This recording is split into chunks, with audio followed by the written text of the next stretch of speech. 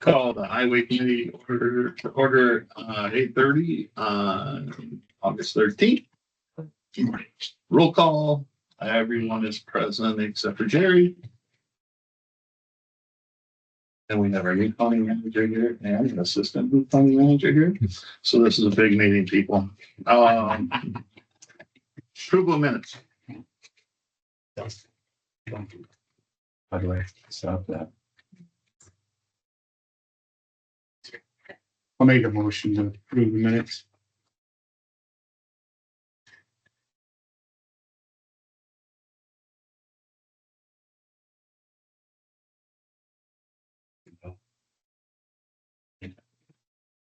Okay. No, was there a second?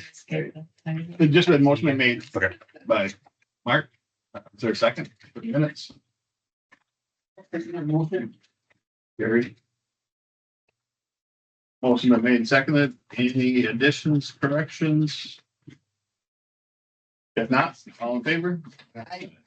Any opposed? Motion passes. Public comment, anything? On mine. Nothing from me, so on to the staff report.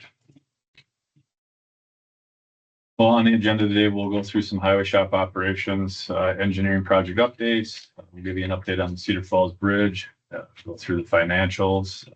We'll have some consideration for actions, the highway vouchers, the truck fabrication proposals, and the 2026 highway budget. Going into the highway shop operations, I'll turn it over to Brent. Dan? Okay. Present. Alrighty. Well, obviously still working on our projects. We have currently in the last week have completed the paving on Double B from John Deere from 25 to 12. The only thing we have left there is shouldering and striping it, painting it. They finished the intersections of driveways yesterday. We also have completed the paving project over on G by Jake's from Double B to the bridge or to the boat landing. The storm sewer, we had a little bit of storm sewer there and some ditching. They are out there they did all driveways intersections yesterday. They are out there doing a concrete driveway today. A little bit of seating we got to fix up after that. And then shouldering and painting on that. We have crews out putting rock on the town of Sheridan on 430th today. Then we have to put rock in on a road for the town of Lucas or town of Weston. Tomorrow we're going to try to do that. And then the pulverizer's coming in next week for all the townships. Also, we are working on some state work. We have plenty of that to do. As far as patching, culvert replacements, we still have crack sealing to do this fall on that. We are not short of work, that is for sure. We are working very, very hard to get all our projects complete. We also are going to start the County Road D project from 25 to the town of Tanner at 816th. Next week. I know we had planned on going to Lambs Creek Bridge, but now it sounds like, and I'm sure Dustin will talk about it. Last thing was signed, I believe this week. And we're going to be able to finish that job, which we are going to be meeting on that today with Dustin and I and Brittany and two of our foremans. Trying to plan out how we are going to get that done as quick as possible because it's nearing the end of the construction season. We may have to work a few extra hours to get that done. I'm sure Dustin talked about that. Other than that, everything is going good. Paving operations been good. Just trying to keep going. Never short of work. That is for sure. So any questions? Did the end loader break down on B and Double B? It's been sitting there for 2-3 weeks. When I go by, it's got the Dunn County on it, so it's gotta be B and Double B. where double B comes out, his B just west of 40 Mile. Been sitting there for at least 2, 3 weeks. That gone by, that's kind of strange, but Well, I don't think that loader up there. I don't think it's ours. I'll look again, I thought for sure. Maybe Well, it's- there shouldn't be out there. Okay. There's no reason for a loader to be out B and there. double B by 40. But No, the old that's- schoolhouse, there. Oh, that farmer has an old loader there.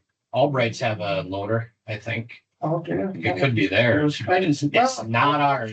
Okay. It's not ours. I Well, think. Unless it was the one that we sold, that 17 loader, I don't know what it meant, but we didn't get a sticker. Yeah. or something. Okay. It could be, but as But far as we know, we don't have a loader there. we're actually showing one. Okay, we'll go get it. Yeah, we'll get it.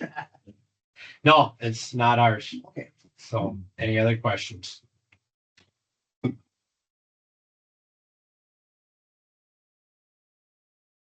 I guess I'll just add a little bit to the field operations. I didn't know down there, obviously our seal coating operations were complete. We did have an incident, with a semi truck and trailer hitting, the chip spreader on one of the last days that we were doing it. Unfortunate thing, well, the good thing is nobody got hurt.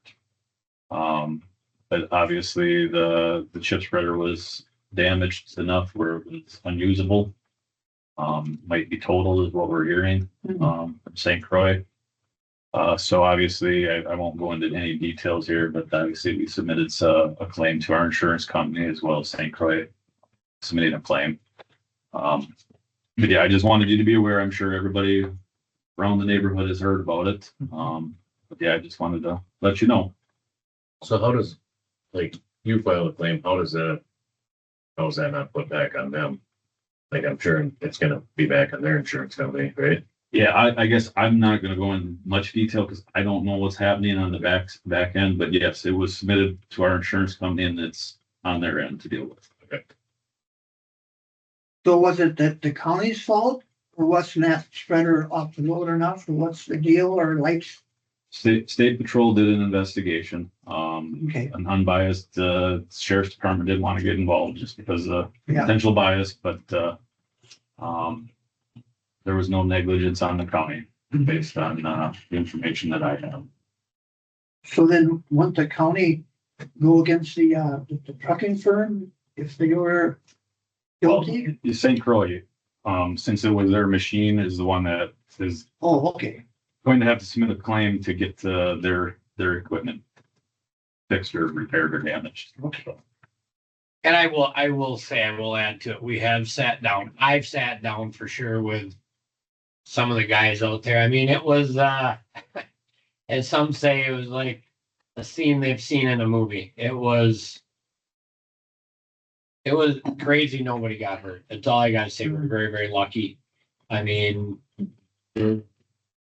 very lucky that it happened the way it did. It sucks that it happened, but we could have, I mean, there was a flagger that had to run out of the way. There was how they got by the people he had stopped. I have no idea, but very lucky. I have talked to some individuals, just told them if they ever wanted to sit down and just talk about it. If they had needed anything, feel free that we're here to help them out.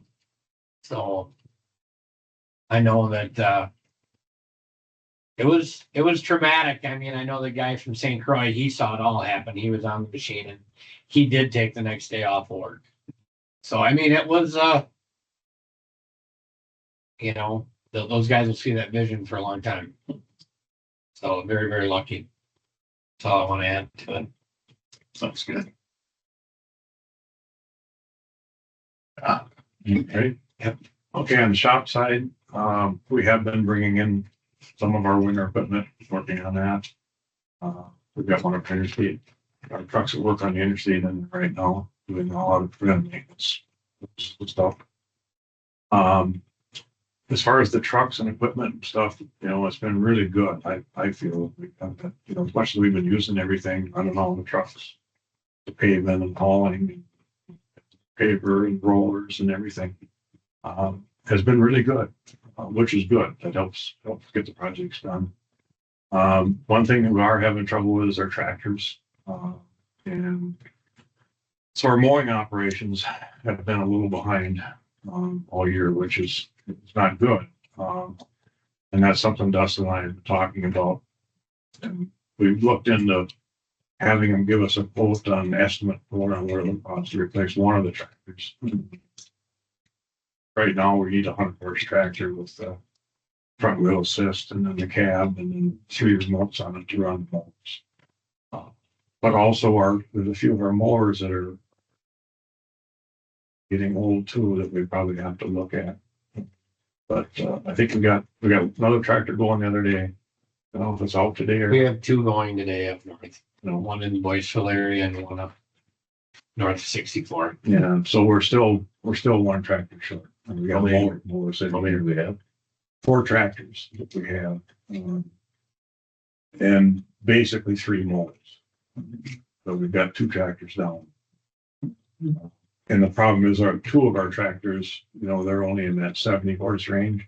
And they're not horsepower enough to run the triple bat wings that we use, you know, with the swing hitch and stuff. And one of our 100-horse tractors is down, so we only have one running at the moment, but we are working on the other one with transmission issues. And hopefully, you know, maybe by the end of next week, we might have that back for you. We're just finishing up today, rolling out the skid steers. We're trading in 4 of them this year instead of 5. We were able to get 4 machines.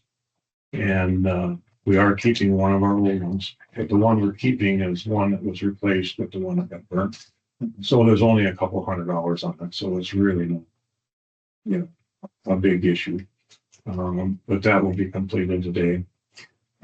We are starting to receive some of the equipment for those 2 triaxle trucks that we're going to build in the shop, and we talked about that a few meetings ago. And it takes about 6 months to get all the equipment and stuff for it.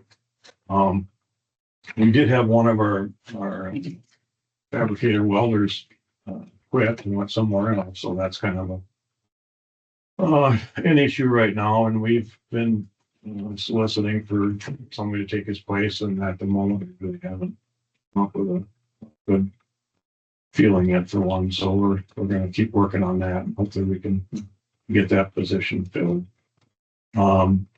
We did get our grade control installed on our John Deere 55 grader. We finally got a chance to use it down in the town of Galley, and talked to the guys about it. They said it worked good, so that's good. So we've got another machine set up with a grade control for the final grading of our projects. We do have our fall safety meeting scheduled for October 7th. And then also we reserved a screener for our salt sand screener on the week of October 13th is when we figure we're gonna do that. And then we also received our new broom that we had ordered. And they were here this morning. 3 guys here that went over as far as task training and showing everybody how to run it. And it is in the shop if you guys would like to look at it after the meeting or visit. It's a 4-wheel self-propelled broom. Oh, yep. You know what I'm saying? Like we've got 2 of them right now, but they're ailing, you know, in age. Yeah. Like a lot of some of our equipment, you know, it's I think it's a boom, sorry. 20 plus years I think it's old. a boom. Oh, I missed them. No, you did nice thing here. So, yeah. There's a picture of it. Yeah, there you go.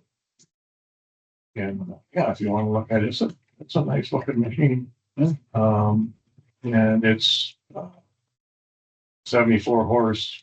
Is what it is. So it doesn't have to have depth. It just falls under the depth here, which was one of the reasons that we went with that. That blade's nice, got that blade in there. Yeah, we got one on. We can push snow with, Yeah, that's what he said. That's what they you did can this morning. plow over 6 inches of snow roughly. Yeah. That's trying to say we're gonna do that. And I- Last I resort. need a small version of that for sidewalks. That's what we've worked with for sale on that. And I've been hearing a lot of talk now that they're gonna do away with depth. just because of new administration. Do our trucks gotta have it, like the big trucks? Yeah. They're talking about that might have to come Yeah, to an end. yeah, I don't know how that would, We'll believe that when we see it. yeah, you know, and then the problem is too, is that all the trucks we already have take them, so you probably be spending a lot of money to try to convert them to not take them. You know, you'd It'll have just to be what you would have. That's, right. And then the new ones that we're ordering for 2026 actually are supposed to take twice as much. Because they took the emissions out of the engine. There's no emissions until after the term. So everything is all, you know, in one unit. But good or bad, I don't know. But most of the problems that we have, a lot of the problems are with the coolers, like the EGR cooler and stuff. And that's in the engine. So that's getting eliminated from what they've told me. So that should help because the emissions is our real major problem with all of this, you know, as far as anything major. Yeah, other than that, I guess, you know, we need to hurry up and get ready for winter because it's, Dustin said it's going to snow on the 20th of September. So that's what I'm trying. It's all That's not very far away. Not very far away. That makes me kind of nervous. You're probably not wrong. You never know. After 27th. the last 2 years, who knows? Personal comment. Yeah, you know, when it's kind of difficult because we use all our triaxles for haul, you know, so there's nothing on them for haul. So they all have to be changed over to winter mode. Brent doesn't like giving them up till about the week before it's going to snow. So, but anyway, we'll have all the trucks that we want to stay with. We'll have those all ready to go. That's the most important thing, just in case we get something super early. And we still have some that are ready too. So, but yeah, I guess that's about it. Otherwise, just normal maintenance, and The new loader. the new loader is delayed again, which So we're not gonna start building it until October? I thought that. That's the information that I have is late October is when the build date is scheduled. I thought the contract was like on 20 days. Yeah, I want to say that's what it was. It was Okay. July, I believe is when they were anticipating it. So if they build in October, we won't get it until. The information that I was told is it takes approximately 2 weeks Oh, okay. from build to delivery. Oh, okay. So they're gonna be within their window then, or they're gonna be outside it, right? It would be outside. of Outside the window. what they originally told us. But there's no repercussions for that. We have talked to them about providing us a loader in the interim. So they are working on that currently. When that's gonna be, we don't know. we're currently one loader. That's what I'm saying, for sure, loader, I'm sure. And I Maybe they. expressed that to them too. Okay, I'm sure you have. So I mean- Yeah, it's, no, and we were really hoping to have it here before the fall safety meeting, so we Right. could, you know, do some task training on it and get the guys. Right. That's new and it's Acquainted different with with it. Yeah. When that's coming up here before it's even built, so. It's really disappointing. So when you have your fall safety meetings, Mhm. can all the employees come or is some gotta be scattered out? You They're try this all- meeting They're all required to attend. at the same time, huh? Okay. Yeah. Mandatory. And of course, if we have something real. urgent, Comes up, yeah. Yeah, Ice you know, storm or something. well, yeah, you know, that's, Yeah, I mean, an employee gets sick or something like that, Yeah. or funeral leave or something, we can't. So when we, I just want to talk about this for a second. When we look at these beds and all this different equipment that we look at, and I'm sitting here and it's like constantly, oh, it's 6 months away from being built yet. It's 8 months away from being built yet. We have electric buses that are 4 or 5 years. You know what I mean? And we do our due diligence. You guys work your tails off to find the right equipment and find it at the best price. And then this, in my opinion, just keeps happening over and over, and it puts you in a bind. You guys get in a bind.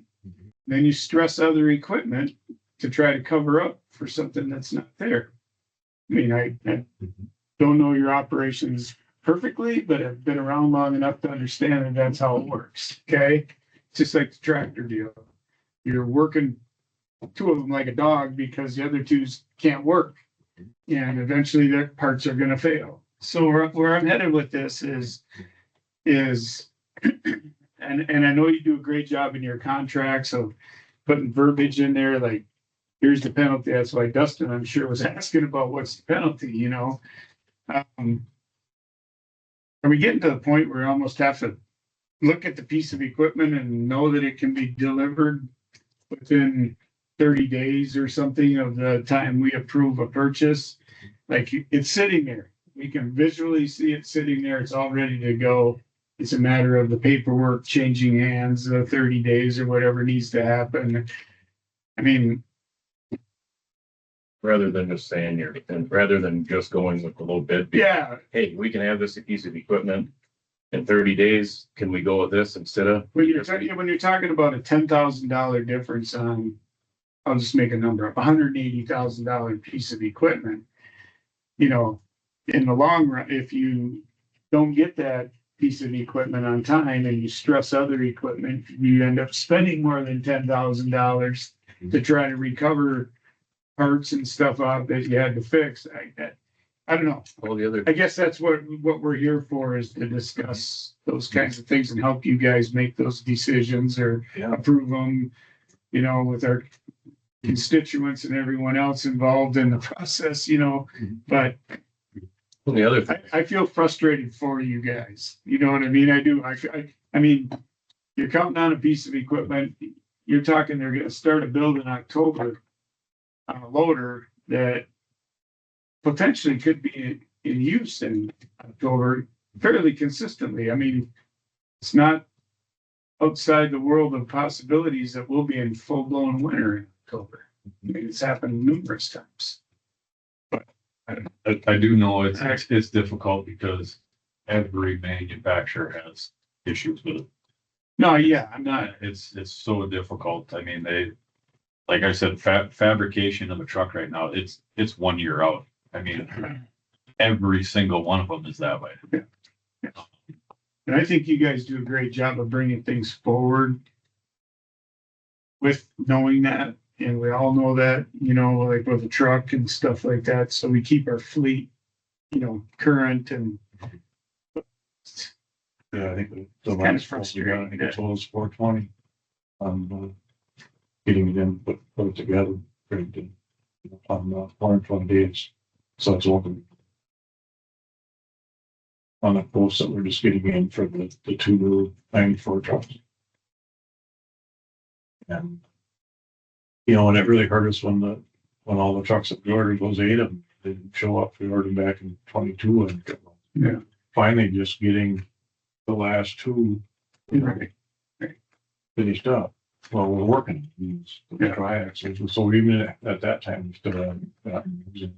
Right. And we used to have a 180 day right on our equipment quotes, and then there was a penalty of, I don't remember what it was. It was quite a bit, $100 a day or something. Right. After that, if they didn't get them done. Right. But since COVID is then, you know, and everything got backed up, you know, and now that's kind of out the window. So, Well, but I like the idea of, you say it's out the window because it doesn't get put on there, or because it's taking so long for them to catch. they won't even bid if they see 180 days. They won't even touch it. Because, yeah, Because it used to be that. Well, when I first started working, it was 90 days yeah, on the bid quotes, you know, for putting equipment.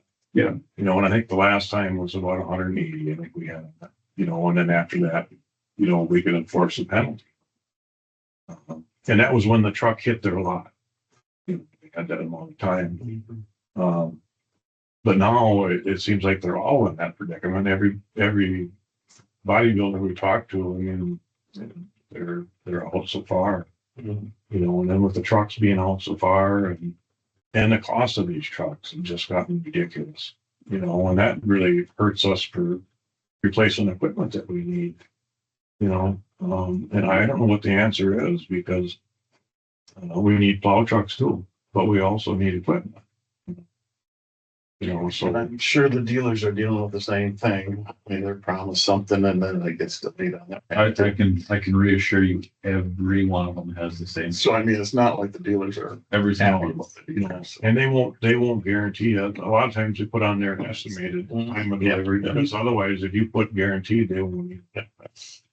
That's Well, what and, we- and there's a lot of times if you do ask for a specific date or guarantee, they jack the price up. Yeah. So they'll add an extra cost into it. And Mhm. So, yeah, during COVID, everything kind of got screwed up. It's starting to come back towards normalcy. Prices are leveling off, whatever now. But, so, yeah, that went out the window during COVID, but why can't we adjust that now? Why can't we be like, okay, That's there what still my needs to mind be is. some stipulation where hands are tied with, well, we gotta do the low bid. So when I go out, I look at, okay, I want this boom, this is the best boom, and this is the best price, I get it. All right, well, I can't get this one for a year. All right, well, this is the second best, might cost me 10 more, whatever. But I can make that decision. I don't have to go, oh yeah, I'm gonna wait a year for this boom because it's 10,000 cheaper, whatever the case may be. I mean, That's, I just waited for a new Kubota, but I knew that ahead of time I didn't need one, but if I needed one, I would have went and got something different, even though it was $5,000 more. If I need it, we need it rather than Yeah. just, It's, well, we're gonna wait all summer and triple our operation because we got this loader for $5,000 or $10,000 less, whether it's a better loader, and at the end of the reset, when we go to resell it, it's worth 15 less.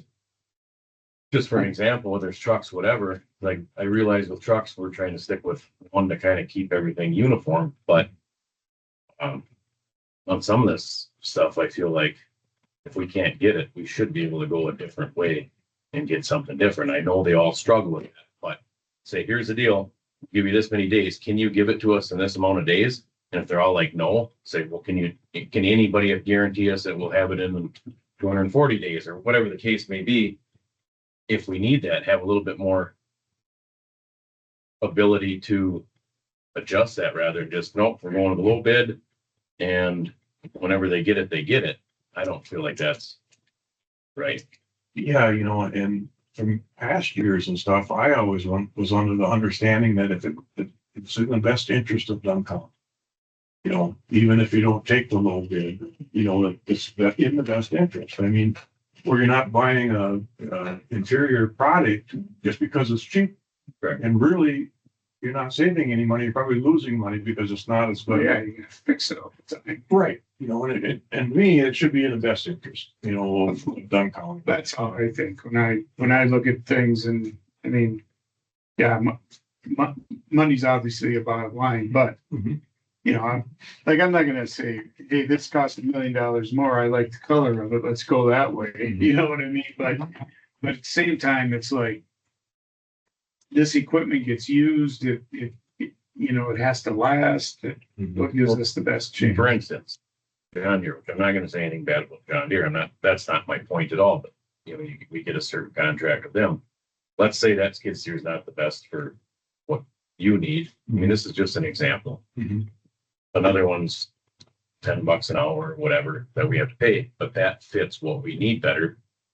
No matter what brand it is, I'm just saying, well, we always have to go with whatever is the cheapest, but it might not fit our needs the best.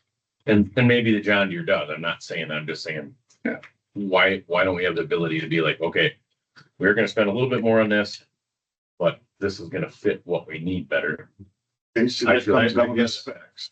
I guess we would have to specify in our specs. I mean, if we, If it meets the specs, it's the specs. I mean, that's where the fine line comes. If it meets our specifications, then we have no Tied. other choice, but Yeah, you know, and two, there's a lot more than just buying the piece of equipment. You know, I always figure there's three things when we're buying a piece of equipment, you know. One is the parts department, one is the service department, and one is the sales. Mhm. And if there's one of those pieces missing, that's a big thing, Mhm. you know, because if we need parts, you know, or if we need to fix it, it's still under warranty, you know. Or if the salesman tells us we're gonna have it in June and get it next December or something, you know. Yeah, and that's got, in my mind, that has to be taken into consideration when we're buying something, you know, and taking a low bid, in my mind, is not always in the best interest of them. You know, I mean, it might follow the rules or the lawyers or whatever, but it's not right. You know, because there's so many more things that go along with that, you know, than just because they're not bidding the same piece of equipment. If they all had the same model, same manufacturer, then I can see it. Yep. You know, so you're getting identical thing. You know, but by just writing out a spec, they all can pretty much meet that spec. Well, if you see something back in here and you're working on it all the time, or another piece of equipment's on the job getting work done, I feel like that's a better piece of equipment. Right. Right. You know, and you know, and we find this out a lot too. So we kind of have an idea, you know, you wouldn't want to buy a loader made in China that you can't get parts for, only because it's bid less. You know, I mean, there's got to be. Okay, Anyway, that's enough. let's move on to engineering projects. Thanks, guys, for. Yeah. Can I ask you one question? When you started like to spray half the roads every 2 years, what was that one weed that was real hard to control? Now I don't see it no more. Yeah. Is that chemical kind of putting that back? Stuff that you touch that, The wild parsnip. yeah, Yeah, so I mean, we've controlled that on the county system. yeah, right. The state has a lot of it on their state roads. But I just don't see it no more on the county roads, but I used to see it all the time. I see people out there with gloves on, trying to cut it off and that kind of stuff. Yep. I just don't see that happening no more. So we've pretty much eradicated it on the county system, but that's not. Within the road right away It anyway. can't creep back in. Right, so it looks a lot better, I tell you that. Yeah, it does have residuals. That's not to say we won't have to reapply it so often. Okay. Going through our engineering project updates, the County Road D project, from 420th to K, that's the Irvington Hill. As you can see, the project is complete. This was prior to the pavement markings, all that were put on, guardrail, all that. Roadway is open.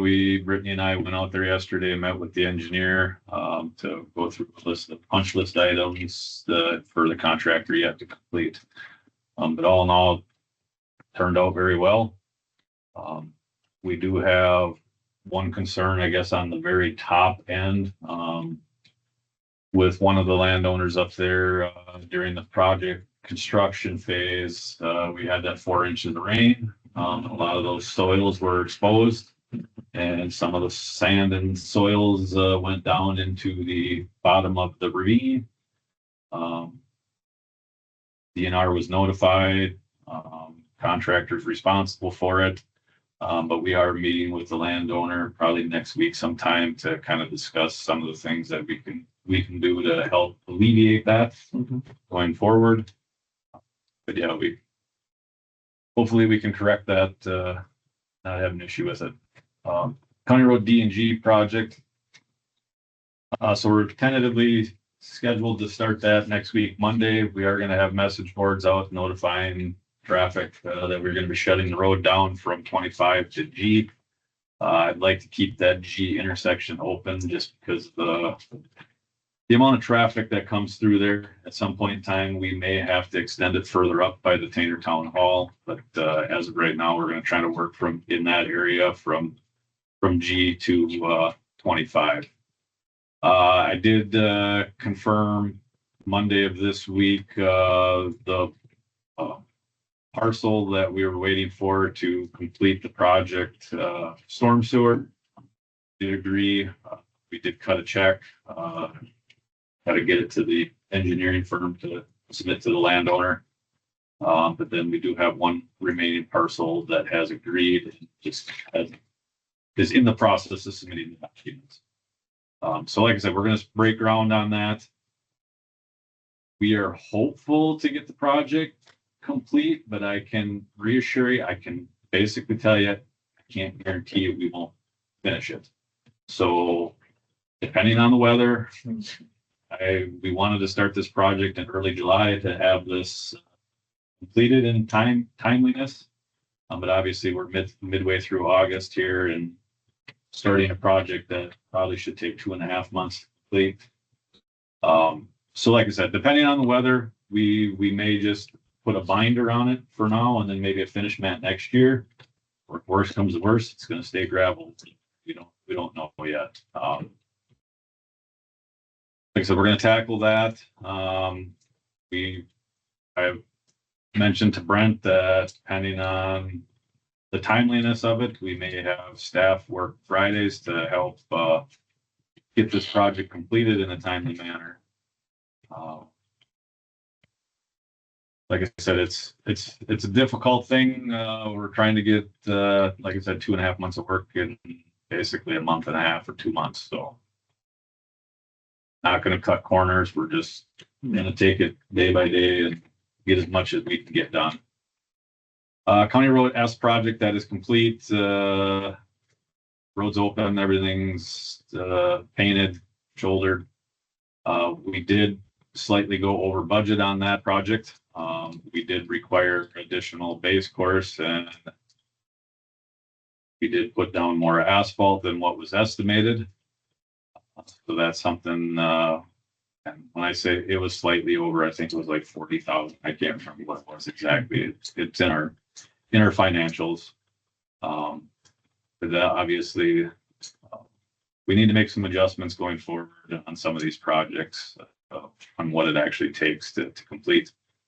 County Road G, that is complete. That's from County Road D to Highway 25. That one came in at budget. And then County Road J from Menominee city limits to Fort 10th Avenue. That's complete, final. I don't believe we have all of the project costs finalized on that quite yet. So we're hoping that's going to come in at budget or slightly under. County Road Y, that one down by O'Galley, that one was completed as well, and that one did come in over budget as well. I believe that one's $70,000 over budget. So like I said, that's something we're going to have to adjust to make up those costs. As you can see, these are the pictures of the roadway, and I don't believe County Road Y is painted yet. That's the one thing we're waiting on. So we don't have our own painter that's paint the roads then? No. Well, it's always contracted out then? Yes, Okay. we do not want a painting truck. There's a lot of maintenance. Mhm. County Road G from double B to D. So staff finalized that paving on that project yesterday. I think Brent mentioned with all the intersections and finalizing that with a driveway. We are going to open up the roadway today.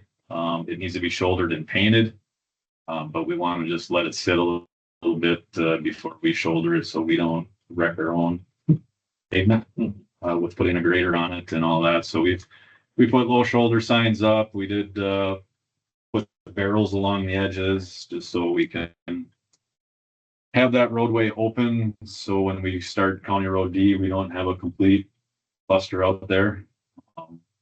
So we believe, I'm guessing right now because we don't have the final costs on it, but I do believe that one came in under budget. County Road double B, Highway 12 to 25, that one's completed as well. Shouldering and pavement markings yet to complete that. We did make some adjustments to, if you're familiar, there's a sharp curve right at 12 by the railroad tracks. So we did widen that curve considerably. That was a lot of traffic accidents at that curve. Mhm. So that was the big thing is, so we widened it. We're going to add chevrons, some larger chevron signs. Hopefully deter the accidents from happening there. I think a lot of it was involved with speed and took the curve too hot. And fortunately, there's not a whole lot of real estate there to reconfigure that roadway. And then County Road C from D to Z. So this was budgeted in our 2025 budget. Staff and we've looked at this road based on what we have done with similar projects this year. We believe there's a lot more work than what we have budgeted on that roadway. we believe there's gonna have to be EBSing, there's gonna have to be additional base course added. We did not budget for that. So like I said, Brittany and I are kind of going through, and Brent, we're looking at possibly utilizing those funds. Maybe we may do a portion of this road. We don't know yet. Otherwise, there's plenty of roads down in O'Galley that I can tell you need some work. And we are looking at our 5-year plan to see if there's a road where we can maybe utilize these funds on a different section of roadway, or maybe throw in an overlay on some other roads. But right now, like I said, it would be extra costs than what we have budgeted to complete that road the correct way. I don't want to just put an overlay on it and 2 years from now, we have issues with When it. was that scheduled for? This year? Yes. Oh, what's all? Yeah, I believe it's like $700 some thousand we had allocated to that project. And like I said, I would estimate it closer to probably $1 million plus to actually do it the correct way. And obviously, we are going to have to evaluate some of these what we consider pulverized and repaved roads. On paper, it looks great to just go in there and grind it and relay it. But these roads they need to have the road trued back up. So now you got to add base course materials. And I think Brittany shot the County Road C down there, and it was 14% cross slope, which it should be 2%. So it's much steeper. The shoulders are falling off. So it would take a lot more work to do it the right way. Not to say we won't forget about it, let it go, but budget accordingly to do it the right way. That's a good meeting. Yeah, so like I said, we're gonna take a look at it and see if there's like I said, even a portion of this road we can do with the allocated funds that we have. And then P17 925 County Road B Flayton Creek Bridge, that's up by Connorsville. Larson Contractor started that July 14th. Project is going very well. I believe they have both abutments. I think they're working on the deck right now. So I don't have pictures of it, but I would anticipate early September that project being completed. And that project is 80% funded. So, question for you, and like, when they ran that train doing that, On 64. yeah. So, how much research has been done? How well does that hold up after they do it? Has the county thought about doing that on any other roads, or? So I actually went up there. I talked to the consultant that was overseeing the project, as well as the contractor performing the work. So it is a good solution. But unfortunately, you need 4 inches of asphalt at a minimum to do it. I can reassure you, there is no county road that has 4 inches of asphalt except for County Road B. They actually prefer 6 inches asphalt, but they will go as far as 4 inches. So, Not a possibility. I would love to do it. I think it's a great solution. It's approximately 25% cheaper than a traditional mill and overlay. So you mill 2 inches off and then relay it back. So this is it's doing that same thing concept, but it's just putting it right back on the road, not hauling it off site, hauling it back to the. Are they doing 4 inches at one pass? So they are only doing 2 inches. So the surface is heated up. So they had, I could have showed a video. Probably should have. I took video of it. They had 10 semi trucks that have heaters on it. And they basically do a 1/4 inch per truck. And then they get down to that 2 inches. And then there's a few of the trucks have like a mill head on it. So it mills it up, puts it in a windrow. Next one heats it and then windrows it to a different spot. And it's quite the operation, not gonna lie. It's like I said, it's a great solution. They're anticipating an 8-year lifespan. 8 to 10 year lifespan. And what do you get out of Mill and overlay is about the same. And Well, then we'll see how it does, I guess, because I went by it and saw it and I was like, it seemed like there's a lot of moving parts to be 25% cheaper, but if it does work, I think a lot of it is the trucking. So when you don't have to truck it off site and then truck it back, that's where the cost savings is. The whole operation goes about 3 miles per hour. And when I was up there, it's like, well, you got to have a lot of employees that have a lot of patience because that is a long day. that's, Sitting next to a howling big old heater just humming, and it was neat to see. The semis are actually remote controlled, so the operator can be sitting outside the truck and it basically direct the truck where to go with remotes. It's really neat. It was. so each truck has to have a different operator. Okay. And they have sensors where they maintain the same distance from the next truck ahead of it, so they're not. Sure. They're all going the same speed. So the lead truck basically sets the pace. They looked like they're dang near all together. I mean, They were like 3 feet apart. Just it was a neat operation, and I think the state's looking at utilizing a lot more on their state system, but unfortunately there's not a whole lot of application on the county system at this time. Okay. Going into the Cedar Falls update, the Cedar Falls Bridge update. So the Wisconsin DOT released the list of bridges that qualify for replacement and rehabilitation for the 2026 to 2031 SDP bridge program. The Cedar Falls Bridge was on the list for replacement.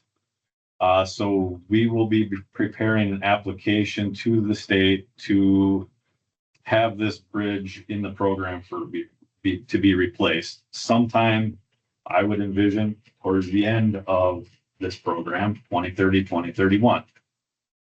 I want to just confirm that this is not a guarantee. We have to apply for it just like everybody else, and there's only so much funding they put into this program. It's not to say this is a guarantee. This is going to be in the program. It's a very good possibility, I believe, but like I said, it's something we have to apply for to get the funding on it.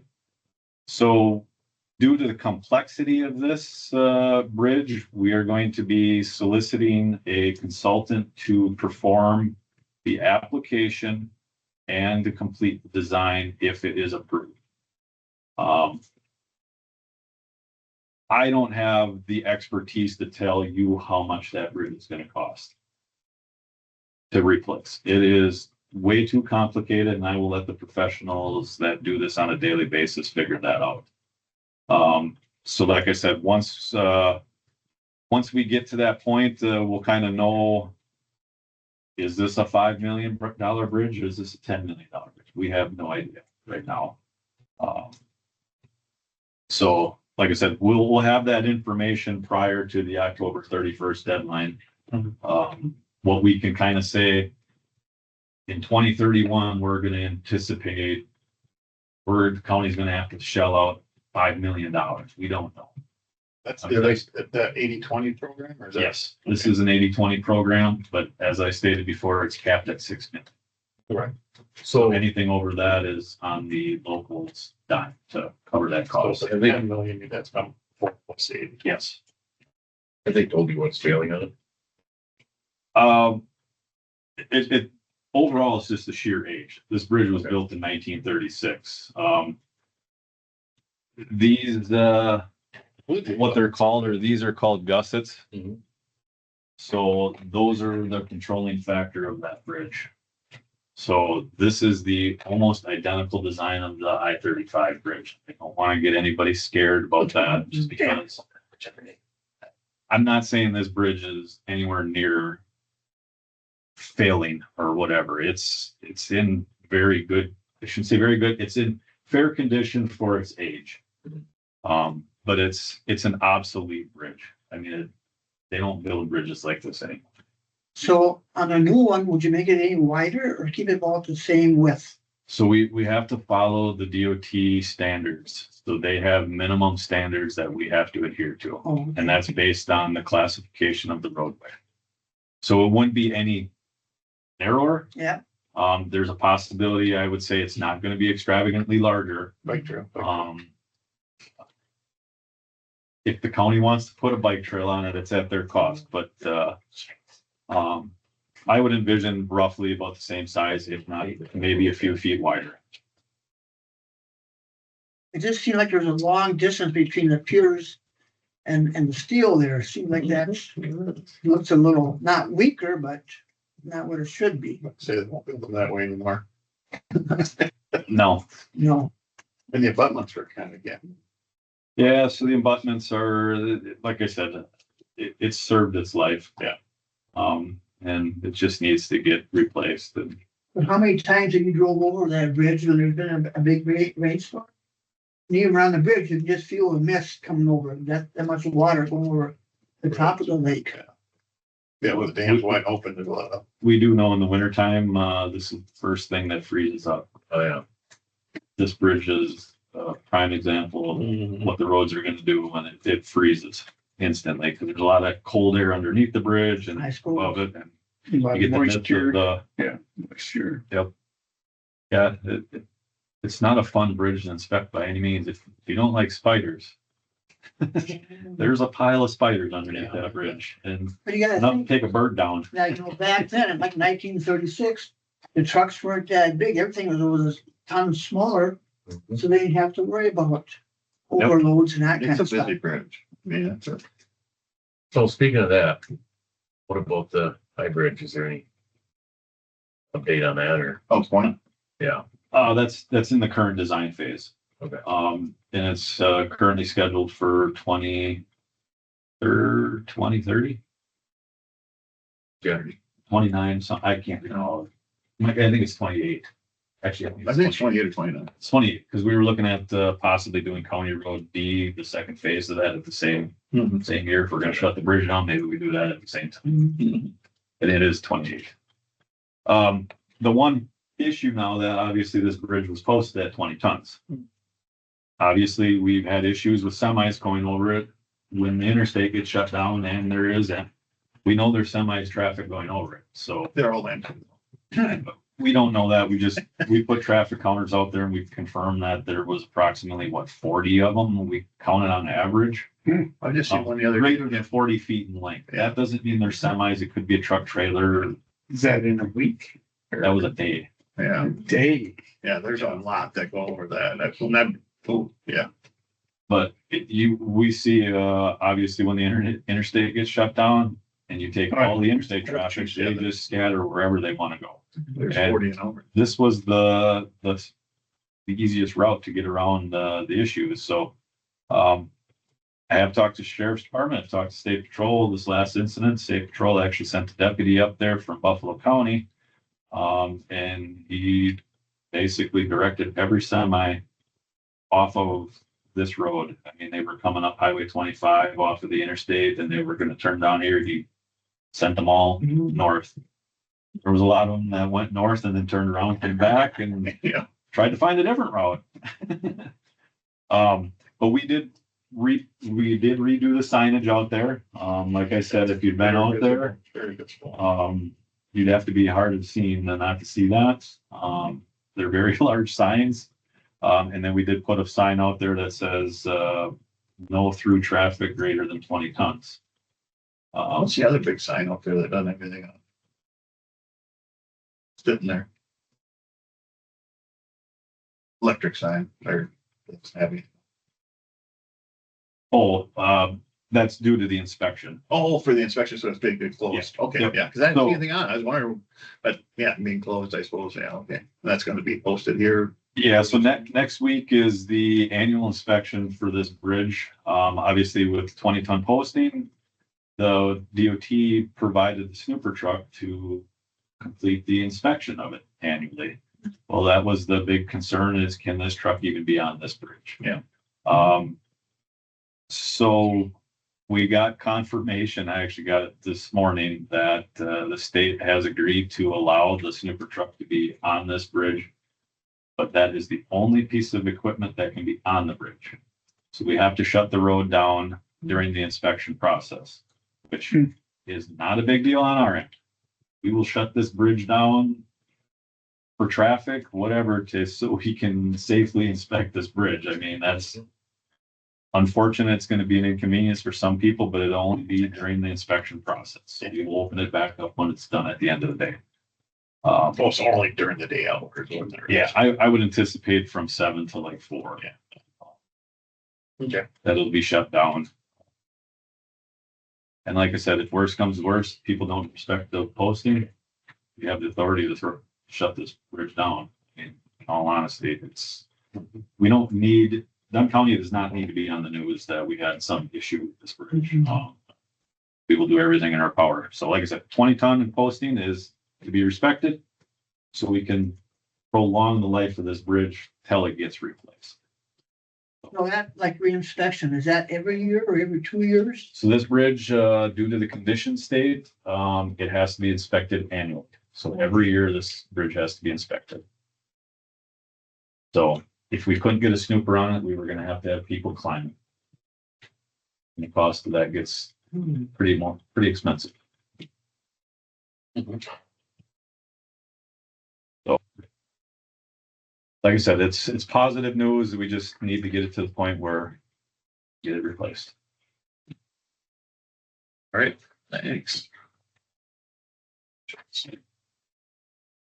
So yeah, in your packet, I provided the highway financials. We're looking at our overall county budget. We're looking at that surplus of 1.4. That is based on projections, and this is the fund that replaces our equipment. I always want to reassure you that. So that 1.4 looks like, well, why aren't we spending 1.4 million? This is to pay for our future equipment is what the whole plan is.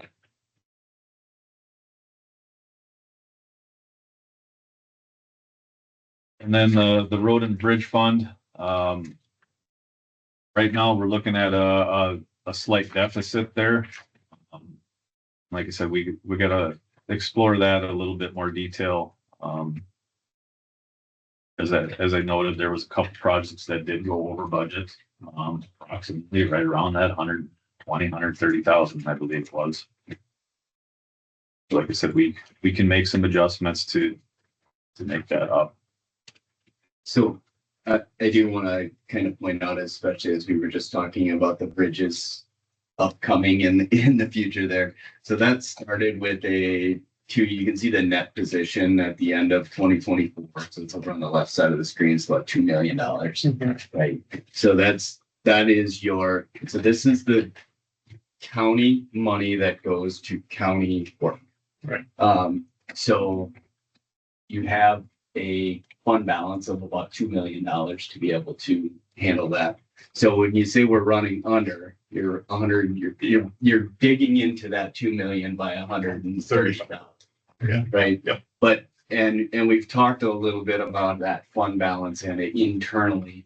And my recommendation and what I've said over and over again is like, let's not touch that because we have big bridge projects coming up, right? So if you were to do some of these bridge projects, could potentially be the equivalent of what we spend annually on construction, right? Which means we don't do any construction, we just do one bridge for that year. So having a little bit of fund balance in there will allow us to do that without a large investment in that additional construction. So Sure.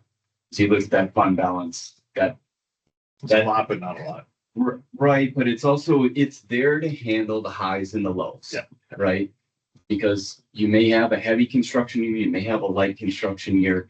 And we should have a positive net balance, not a negative. Yeah. And Like it was. and what we want is that levy amount that is provided to highway to stay pretty steady. So if we build up a little fund balance, it allows you to have a heavy construction year without applying the additional levy. That's the important number. Okay. Thanks.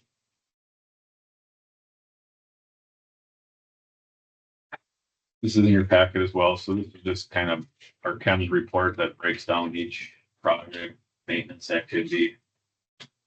As you can see, just when I said we were over budget, so County Road Y was approximately $75,000. County Road S was $41,000 over budget. That's kind of where that your 135,000 roughly comes over. But there's obviously, we kind of always look at this county winter maintenance. It was budgeted for 1.5. We spent 700,000. We have $840,000. So, Plus those other projects you said came under a little bit, probably not enough to make Yeah. that, but a little bit, huh? yeah, and like I said, like County Road G, where the heck is that? Right there, Yep. right above your finger, There's two G's though. That's the, Well, the bottom, Very bottom. very bottom. yeah. So that one came in under budget by J and- 13,000. both of them. were Not a whole lot, but J. well, yeah, J right now, we don't have, I don't believe we have all the allocated Okay. costs to that quite yet. Sure. So that one may actually be over budget as well. I don't know that. The issue we always have is we're always a month behind on our financials. So I don't like to say that that's complete yet. So there still might be some costs coming. Yep. But yeah, like I said, overall, right now we have, what it's telling me is, about $6 million to spend by the end of the year. All our county maintenance and projects. So.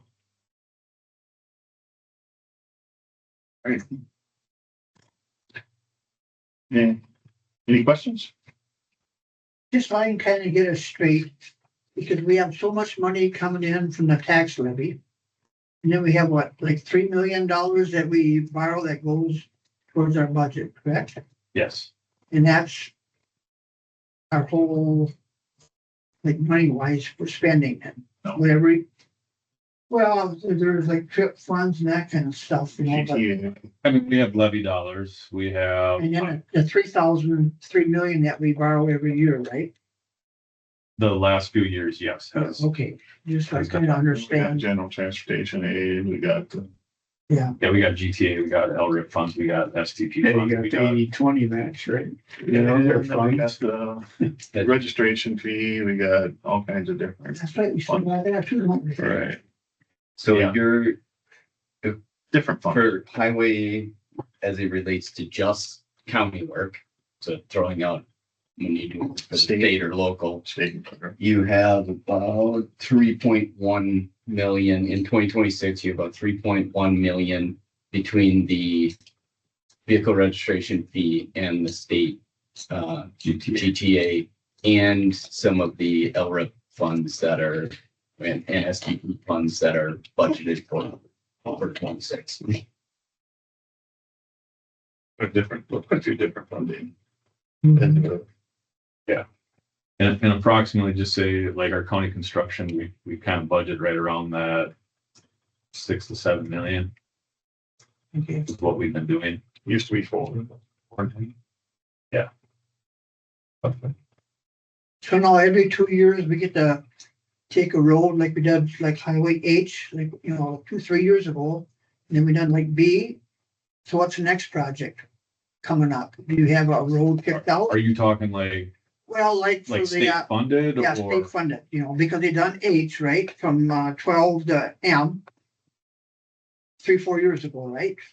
When they done that, Yep, correct. and then we done, And then the Irvington Hill right now was also part of that STP funding where it's at 80-20 match. okay, So the next program cycle starts this year. So we will be applying for a road project, oh, through the state.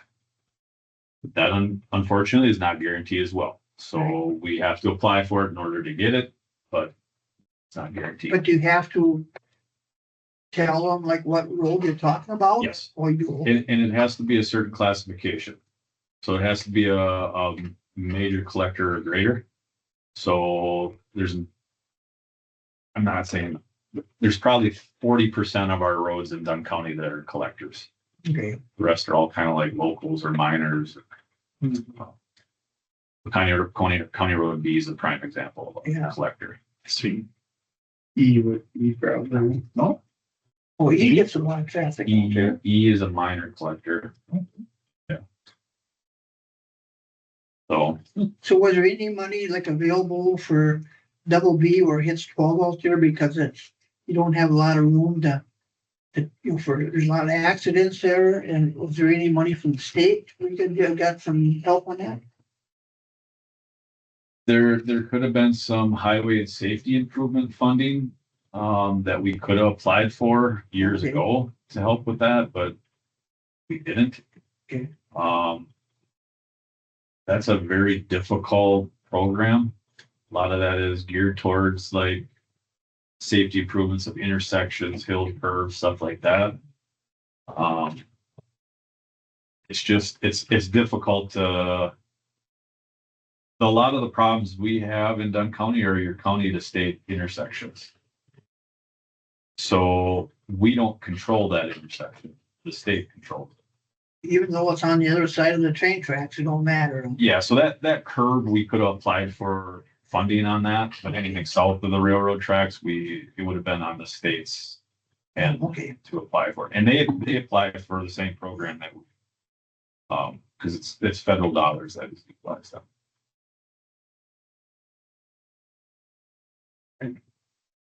Anything else? If not, number 7, consideration actions, highway posters. Need a motion? It was a pretty big month, this last month, in June, actually.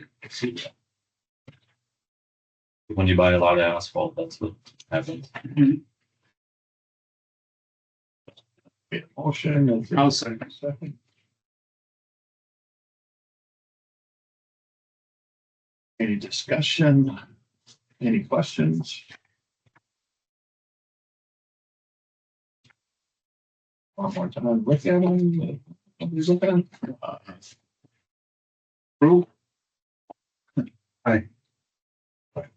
Anybody object? Motion passes. 7B, 2026 tandem tri-axle plow truck fabrication proposals. So yeah, I'll just remind you guys, so obviously this past spring, I believe it was sometime in March. We accepted to purchase 3 chassis for the 2026 budget. So what we're looking at trying to do is to replace our 2 interstate trucks. Right now they're 2019 models, 2018 or 19. We're not selling them or getting rid of them. They will be utilized on other plow routes. Like I said, we want to keep right around that 10 to 12 year lifespan on these trucks. But those trucks see a lot of abuse out on the interstate.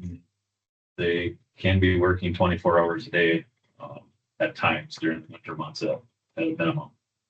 So we did submit proposals for the fabrication of the 2 tandem trucks and then 1 tri-axle. So we'd be looking at utilizing those 3 chassis, making 2 of them into a tandem and then 1 into a tri-axle. These trucks are a little unique.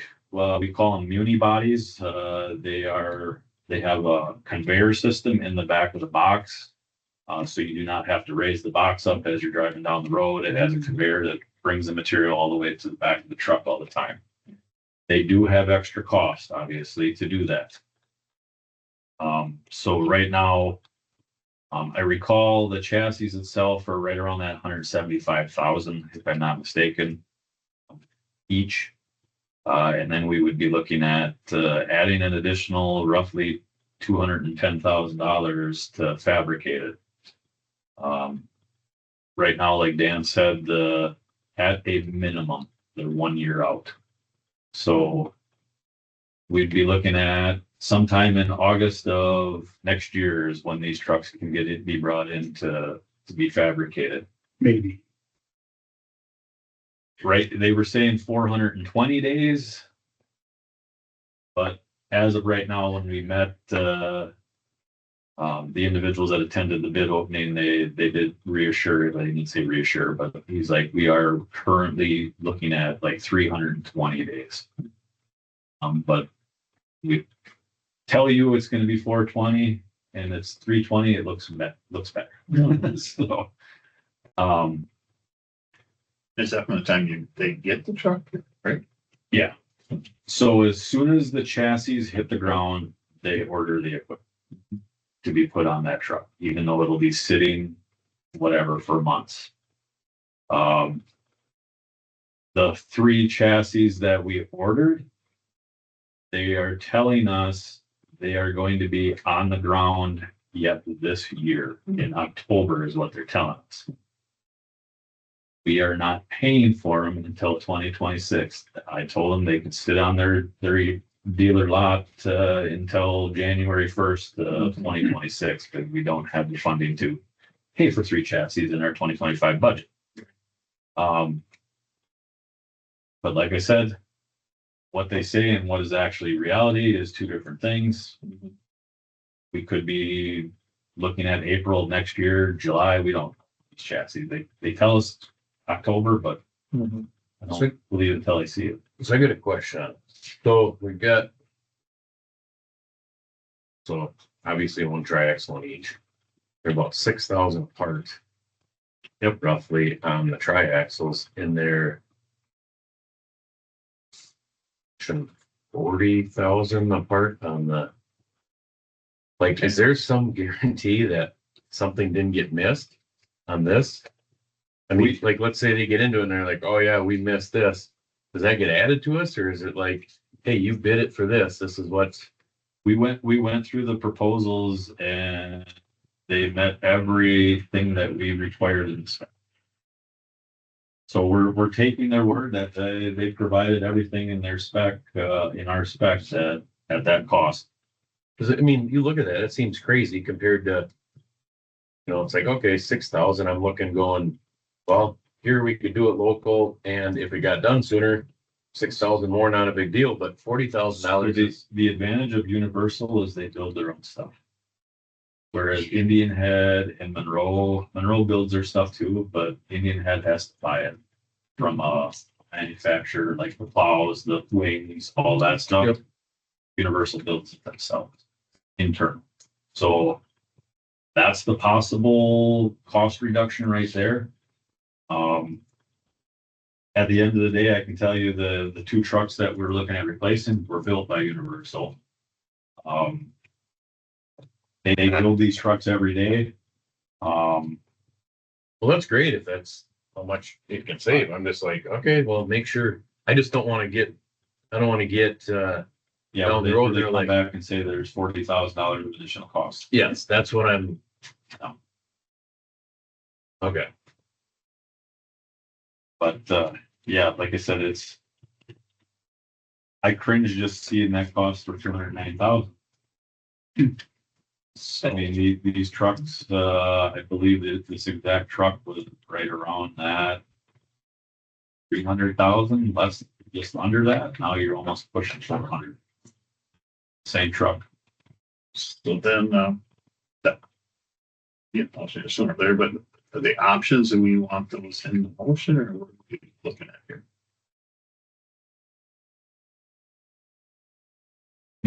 So for Universal, with that tandem axle, we would be looking at adding that extra brine tank. So they can provide a tank. So we requested 500 gallon capacity. So they have tanks that are 230, so they have 460 gallon capacity. So that's why we asked for an extra, whatever, 100 gallon tank that they can put on the truck. Sure. And they can provide that, but the way that their Henderson box is set up, it only allows for that 460 gallon capacity. And they can put an additional one on, but they don't typically do that unless requested. And that'd be 960, and that's what we'd want. Yes. Okay. And then like for the triaxle, kind of up in the air. We were looking at trying to cut as much cost as we could. But I was telling Dan, I think we're going to need those options. We have problems with the material sticking in our boxes, so putting a liner on makes sense to have it done at the manufacturer instead of us doing it 2 years from now after the truck's built, because then you got to weld on it, and then you got to repaint it, and then it's not the right way of doing it. Well, and the liner, like, speaking from experience, helps a lot. And a Yes. liner, in 'em. Yep. Like, it's the most. You're gonna spend money, might as well do it right. Mhm. Well, it makes the box last a lot longer and the stuff comes out much easier, way more efficient. Yeah, and then that high lift tailgate too, that's a lot easier to get material in and out of. The one thing, the option number two, I'm not necessarily married to the wedge tanks that we put in these trucks. They're costing approximately another $20,000 to do that, so don't know if we want to spend an extra $20,000 on our plow trucks. So that's where that option number two is. That's what we have on our trucks currently, is that 150-gallon tailgate tank. Does it do a whole lot? Maybe. There's not a whole lot of capacity there.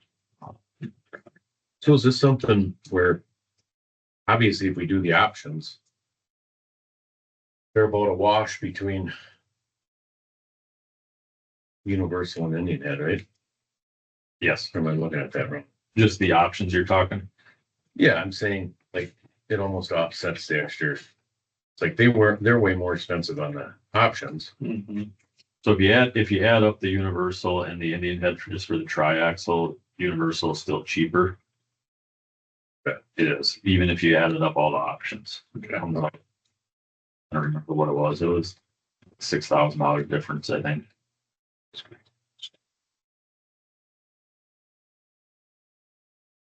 But like I said, based on my recommendation, I would suggest we do the Universal truck equipment for both tandem and triaxle. Like I said, they do these trucks every day. Indian Head has assured us they're a year out as well. So So we need some kind of motion.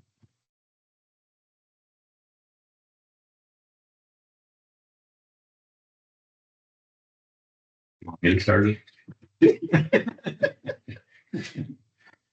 go with Universal.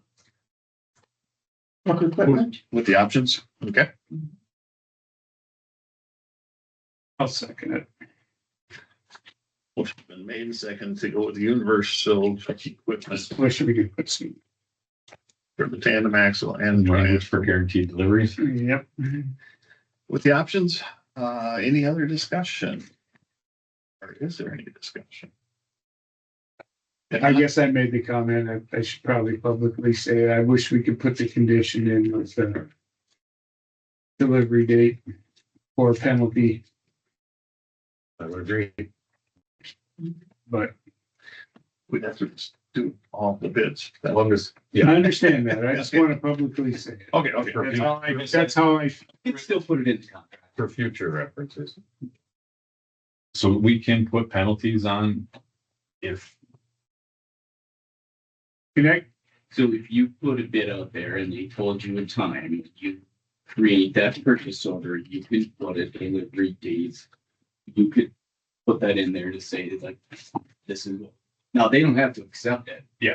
right, But, right, but you can put that in there as essentially part of that purchase agreement. That, we will purchase this for this much money. You said it will be delivered in 420 days. If it's not delivered within 420 days, you have to pay whatever. You put it in there and then they can say, no, we're not going to agree to that. And then you can come back to get your next. So when you go through this process of picking the most qualified bidder, right? You pick them and then the next phase we go into is contract negotiations technically, right? So now we're going to, we're not able to come to a workable contract, then we can come back to our bidders and pick the next person. that's where I wanted to make the comment. I get the whole, I get what all happened during COVID. Okay, we all do. Okay, well, let's through it, okay? And I like Dustin's comment with things are starting to come back around. Well, this, to me, we can start making that process. We can be a part of the process changing faster by starting to put verbiage in contracts that hold them accountable for said dates. Now, they don't have to sign it. I get that. Okay, they don't have to agree to 420 days. Then you're negotiating again. But they start getting the message that, hey, these folks are not messing around. Okay, they're spending money with us or committing to spend money with us, but they're holding us to fire and delivery dates. You Well, if know, we're holding somebody to the fire and the person in front of us is not, or whatever, they might be like, oh crap, we gotta get this one done. Yeah. To get it out, and eventually everybody's gonna start doing that again. and I'm just But they trying just to, kind of had free reign for too long. right. I'm just trying to protect our equipment long term. You know, because I think you put a great plan together, like we're gonna roll this equipment, and where it's worth money yet when we sell it. So we recoup some money to put in the newer equipment, try to keep the shop less busy with newer equipment around here and savings costs with parts and labor and stuff. I mean, you have a great plan, but it's getting messed up because of all of a sudden something that should be 320s now that's 80 days, whatever, that's a long time. But anyway, I'm off my soapbox. Well, we've had a pretty good track record with the Universal. They've been pretty honest. Yeah, I'm not, I mean, again, the more warranties and guarantees you're gonna put in there, I know what's gonna happen to the price. It's gonna go up. It Yeah. just is going to. I don't care if I'm bidding on something and they're gonna give me a warranty. right. I can tell you No, what, I get that. I'm I gonna agree. get a lot more money. I agree, Randy. The other side is It's- you have a piece of equipment to use though. Yeah. Like if we need it for winter and it's like, well, we're down 2 plow trucks because these are still in fabrication. It might be worth having that extra $10,000 or $20,000. It might go up, but at least we have it. If it's not an issue and it's like, well, we'll build it in the spring, summer, whatever, as long as we can have it by winter. Yeah. That's what we need it for. I mean, just a little bit of that. We don't have to do it on every one, but it would just be nice to try and gear back towards that, I think is where we're getting. Yeah, and I certainly don't want to see you. I understand. Anyway, any other discussion? Otherwise, all in favor, going with, universal truck equipment for the tandem axle fabrication and the triaxle fabrication with options, signify by saying aye. Aye. Any opposed? Motion passes.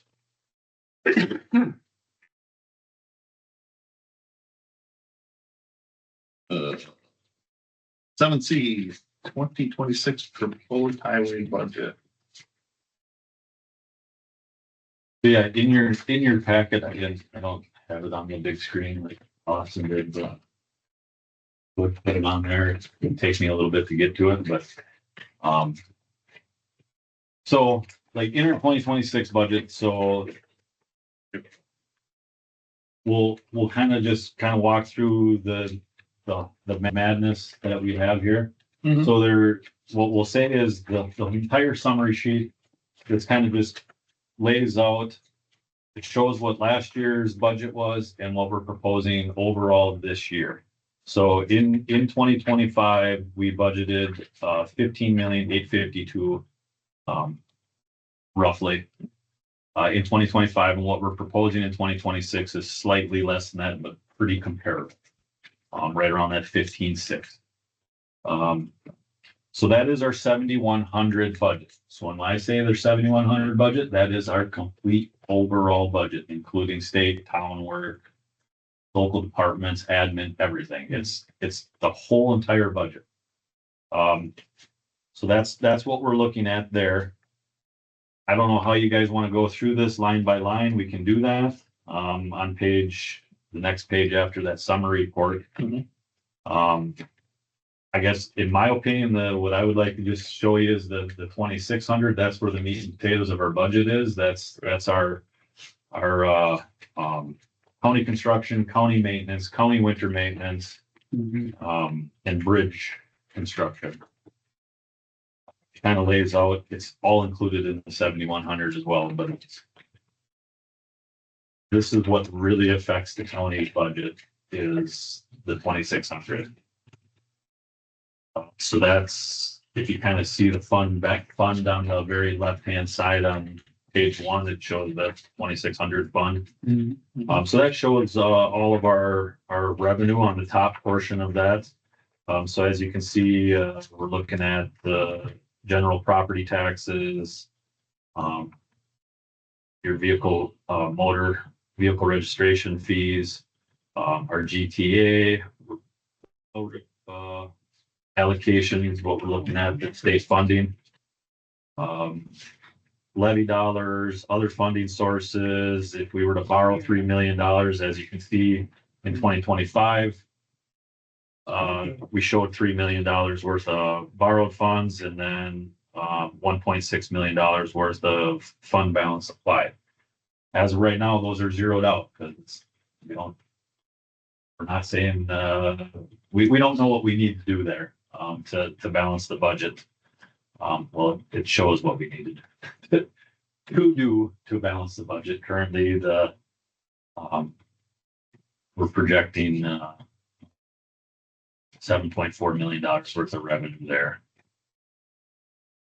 to do basically $11 million worth of work. What we're proposing. So county maintenance, that's kind of a comparable to what we did in 2025 of what we're looking at budgetary wise. Bridge construction, we did go up, get slightly increased on that. County construction, that's slightly right around the same, but slightly increased. We did cut the winter maintenance a little bit as well. So like I said, it's very comparable. Last year, 11.6. What we're proposing is 11.1. Like I said, kind of break out the construction here. What I did provide a list of what we were looking at trying to do next year. It's 2 pages later here in your packet. So we do have proposed County Road I, County Road N, County Road B, County Road E, County Road double B, and then there's some engineering costs that we're looking at purchasing right away for the next phase of County Road D. The 80/20 bridge costs there on I would say it's the color is green and yellow, but in your packet it's gray, lighter gray. So. But yeah, that's where the dollar amounts come from of how we obtain the overall county construction costs. So this third one down 20B. 48690, so that's going back to the west end of town. Yes. Yeah, so that'd be on the very east end of the County Road B, and then we would be going to that curve. So that first curve is approximately 3.25 miles. So past the big farm and Albright's and stuff there. And I just want to mention too, so I was talking to Dan about this is. Yeah. So the program just came out for the STP program. So we can apply for road funding from 2026 to 2031. So we can apply for projects. Like I said, not guaranteed. And like I was telling Dan, I was like, and Brittany and I have discussed that County Road B would be a very, very good application. So not to say we couldn't apply for other roads. I think having options there, there's obviously the STP program that's at 80/20. There's also ARIP. So that's the Agriculture Improvement Program. Obviously there's a very large dairy on that road. Well, that was gonna be my question I was gonna ask you, is there any agricultural backing on any of these roadways with these huge farms that are being developed and? No, when it comes to them having to personally shell out some money to do it, no. No, I don't mean the farmer. Okay. The egg, Like you're talking. Yes, so the world of agriculture. you So know. the state allocated funding for these particular situations where there's a lot of ag infrastructure on a Mhm. roadway. They have allocated, I want to say it's $150 million. Which in the grand scheme of things sounds like a lot of money, but when you're looking at this project alone is what, 1.6? Right. What we're estimating just to do that little 3.25 mile set stretch. If you get 500,000 from them, help. Yeah. Mhm. And that ARIP program, I believe is a 90-10. I think so. Up to Hmm. 90-10. That's not to say they can't adjust it, say 70-30 or 50-50, Right. but that's how it's presented as a 90-10.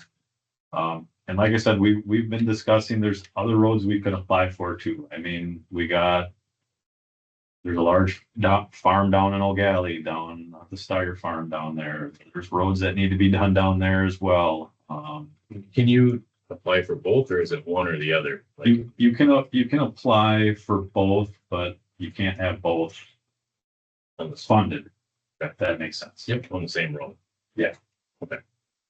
So like I said, that, and Dan and I were talking is like, are we better off potentially delaying that County Road B project and see if we can get funding on it? Because obviously we are already so far over budget and are going to have to either borrow to do these roads or, like I said, we bite the bullets and do it or. Well, I think, I mean, getting funding for something like that, especially with that large ag right there. I mean, and they're running up and down it, which I understand. I mean, we all need to eat. We need them. Mhm. Not, Yeah. it just, if there's a fund out there that'll help with that section of that road, I think we should definitely try and get that. And we were even looking like maybe we apply for the ARIC program for this particular section. Mhm. And then the middle section of B, we can apply for the STP portion. Correct. Mhm. I mean, we can look at it that way. Because we're gonna build these roads a little bit heavier duty than. Yeah. By the Terry went to the turn on them or something. Yeah, that's can all be looked at. Putting a turn lane or bypass lane, all that stuff. Because there's a ton of SAP or obviously semi-traffic stuff on there too. Yeah, and then the problem with the SDP program though is obviously we were awarded the funding the last program cycle for the Irvington Hill portion. So it's kind of one of those where they kind of give you enough funding to like every other cycle. But so that's where like Brittany and I were discussing is let's try to put a project that is going to be less complex where we can say it's going to just need a pulverizer repaved and maybe replace a culvert here or there instead of a full-blown reconstruct like we did on Irvington Hill, where the state may say, hey, this is only going to cost us 1.6 instead of 3.6. Maybe we'll get funding for this cycle again. I mean, it's a crapshoot. We're kind of guessing. But There's also a way as the state goes to allocate those things, they say, we do this one, we do this one, we do this one, and now we have 1 million left. Yeah. What are we gonna do? Hey, there's one. correct. And so they can Yep. fill in those little gaps. Yeah. So like I said, that we were just like, when we put this budget together, we're just like, gosh, this would be a perfect road to apply for this funding. It's like, well, we still can do other roads. That's not to say we can't do this road local funds and then look at whatever, County Road B or County Road M. There's plenty of other options. But you think for that first section from 40 west to try and do the ag, Yeah, I think that would be a very, very good application. Mhm. There's technically two areas, right? Use that road a lot. So. Yes. When does that gotta be in and when do you get results back from that? Just December, Yeah, sometime in December. has to be in. And we have not seen the ARIP program unveiled yet. Right. The STP rural program, that's the 80/20, that has been unveiled and applications need to be submitted by December. maybe that's October 31st, like either way. We'll have it done before that, Yeah. but we just gotta come up with a road that we are going to apply. Mhm. Like I said, it has to be a major collector or grader. Yeah. There's only so many roads we can apply for. Right. I think having a road that sees 4,000 cars a day and has large amount of ag equipment on it, I think is, Yeah, because it's not just to the me, that's a goal. dairy farmers, it's the crop farmers too that are on that road. Oh, yeah. So, And especially where they rent bigger number for the cattle, that's just gonna be more traffic on that road anyhow. Yeah. And if you would consider like down by Steyer as compared to B, just the like the normal traffic, I think B would be the winner there. Oh, I think if the state said, no, this is not a good application, then I'd say they're not doing something right. so you want to adjust? Now hearing you say you want, I guess what, you want to just put that project on hold? Yeah. To see if this, so what, You'll have more time to discuss that as we get further down the budget. I guess what I would say is I would present it as is, like I said, like with this funding. And at the end of the day, let's say we take B off of there and we put $126 million into a different road project. gotcha. At the end of the day, we could all get to the full county board and we're gonna say we're cut the highway department by $1.6 million. There's the project that we're gonna cut.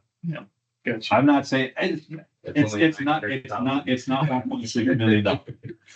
Dan will reiterate that. Dan's got the money coming. We will be saving the material costs, not our labor and our equipment. That's That's what we gotta reiterate. So that 1.6, there's only $900,000 of material costs. Right. Right. Additional stuff we still have to pay for. Uh, So, and like, I don't know if you guys have any questions with that, but I do also wanna, I did present the breakout estimates that we were in detail. If you wanna go through that, how we came up with those dollar amounts for the county construction. And then I always like to add this in here, just so you guys are aware why I'm requesting a large budget. One of the last pages in your, handout here. So the Wisconsin DOT and actually Eau Claire County requested this information from the state that shows the average ranking of our road conditions throughout the entire state. So you'll see it, it'll be a sheet that has all the counties on it. So the ranking, you'll see Dunn County ranks number 59 out of 72 counties for the condition of the roadways. So the lower the number, so if you're number 72, which is Monroe County at 3.9, they have very, very poor roads. And this number is derived on a scale of 1 to 10. So we complete pacer ratings. We call them pacer ratings. That's what these are. Biannually, we go out and we rate our roads on the condition of them. 10 being brand new road, 1 being it shouldn't even be a road. Based on its condition. The Dunn County ranks number 59 out of 72 counties. So we are obviously in the bottom order. I don't know how that sounds right. Of the worst roads in the state. Probably 18. And mind you, we're right there. We're 579. We're right there with whatever the 15 counties around us, you want to say. So that's not to say it can't be adjusted. And with 2025, with the amount of roads we've done, that 6.59 or 5.79 could be 6.7. We don't know. We are doing our pacer ratings this fall. So this number, like I said, can be maybe adjusted. I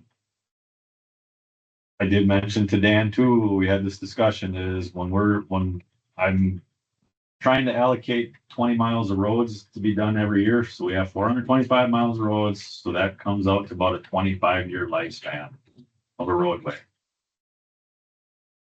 just to do this 20 miles of roads that we're doing each year is to maintain what we have, not to make improvements. Otherwise, if we're looking at trying to make improvements, we'd have to do 30 to 35 miles each year. That makes sense. We are only maintaining the current condition that we have today based on this budget of doing 20 miles per year. So I just want to reiterate that. And then obviously the next page is, we have the 8th most roads in the state of Wisconsin. We rank number 8 out of 72 counties for the most roads to maintain on county system. So this is why I'm asking for a larger than average budget than, hate to say it, more than what we can afford. That is going to have to require borrowing. That's just to maintain what we have. It's reality, but like I said,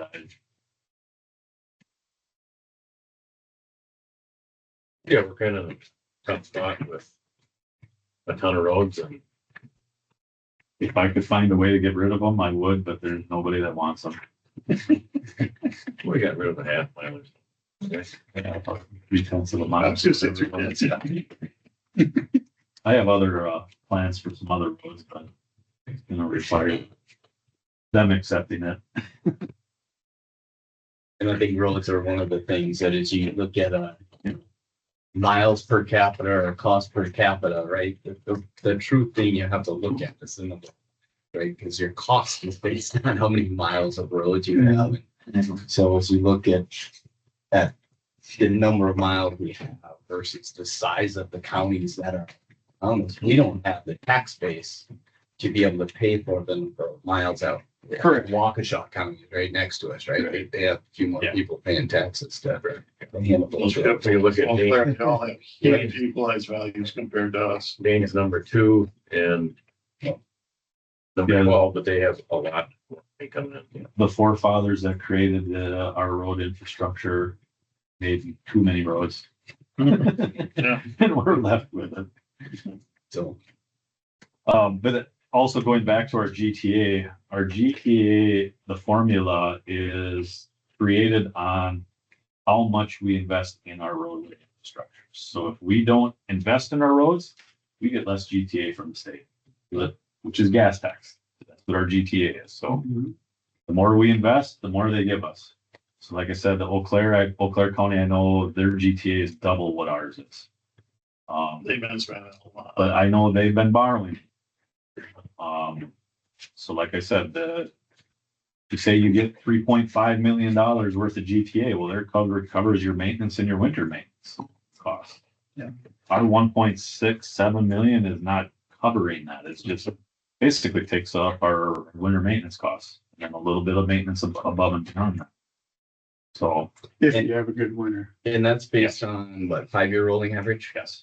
And if memory serves, so we've been investing the last 2 to 3 years, right? Yeah. So we hope to start to see that change start to happen here in the next year or so, where we're getting some of those low years out of our 5 years so that we can see a bump up in that. But I think it's important that we continue to.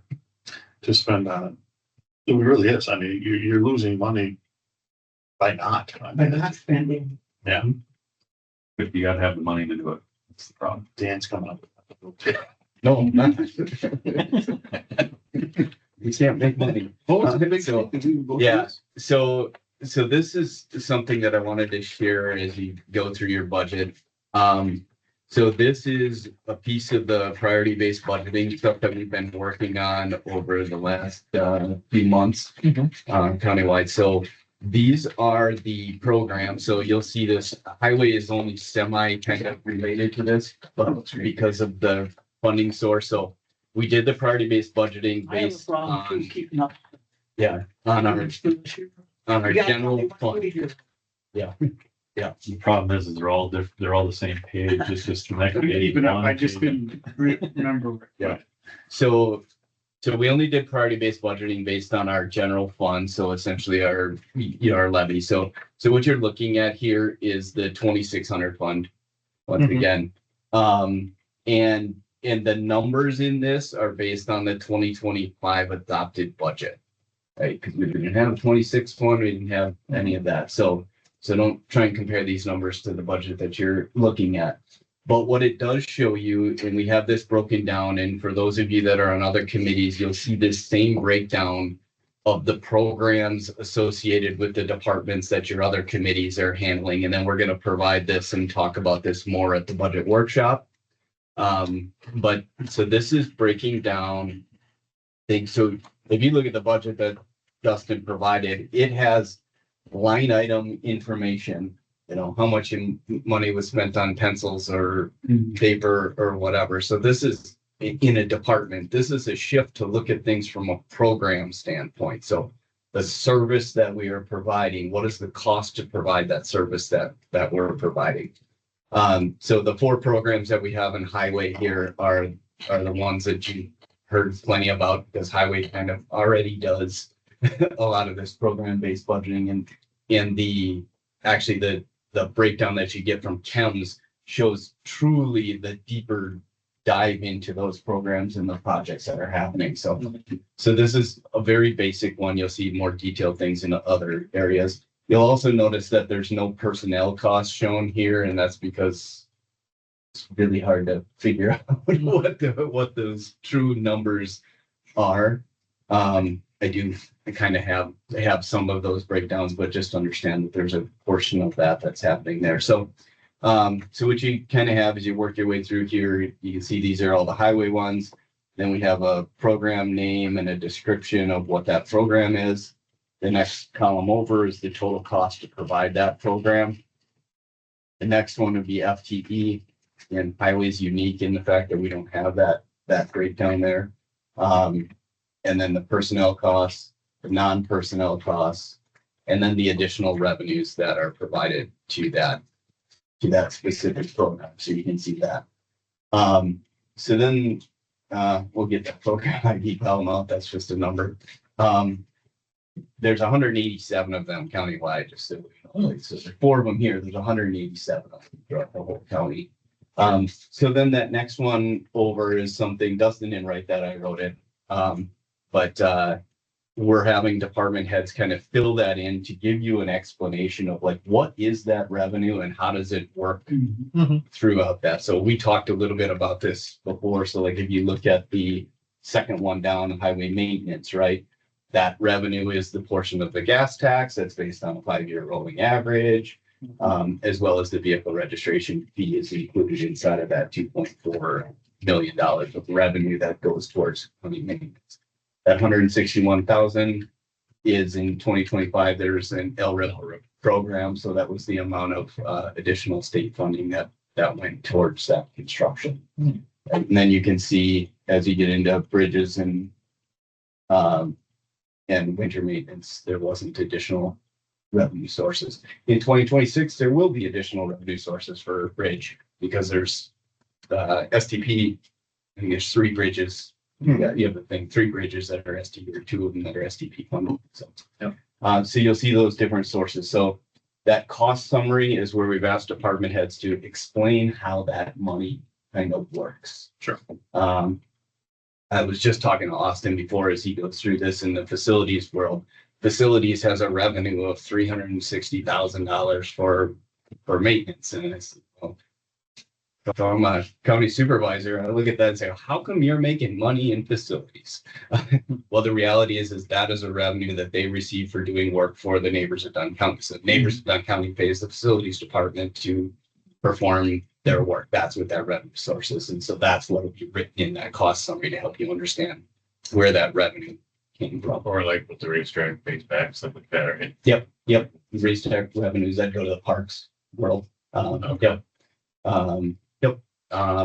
And so, and then there's this mandate summary column. So there's been lots of talk. You always hear about mandated services. Yep. There's lots of mandates out there, but it says you must. So Dustin and I were just talking, and it's kind of written in here. So the county is mandated to provide passable roadways and maintain. That's the mandate, right? How much would that cost? I don't know, you maybe do that for a couple $100,000, right? So, right. So, and so what we asked department heads to do is to kind of write down what that mandate is. What does that mean that you need to provide? And what it is that you are providing, like what have we determined needs to be done so that you can understand that. There is no mandate out there that says you must do X, Y, Z, well, and give us this much money or spend this much money on it. The closest to that is probably the sheriff's department. Because we can't cut them.